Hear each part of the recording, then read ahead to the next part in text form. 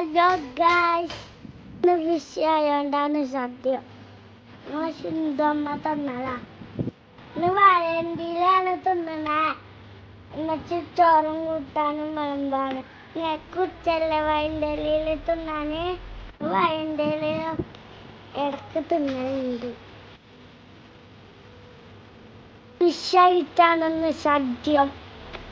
നല്ല അടിപൊളി പാഴ്ച ചേച്ചി തന്നിക്കണേ. നിങ്ങൾക്ക് വിഷുണ്ടായിനാ?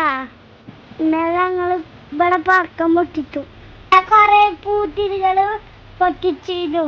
പടക്കം നിങ്ങളെല്ലാവരും പടക്കം പൊട്ടിച്ചിരുന്നാ? വീഡിയോ ഇഷ്ടാണെങ്കിൽ ലൈക്ക് സബ്സ്ക്രൈബ് ചെയ്യും.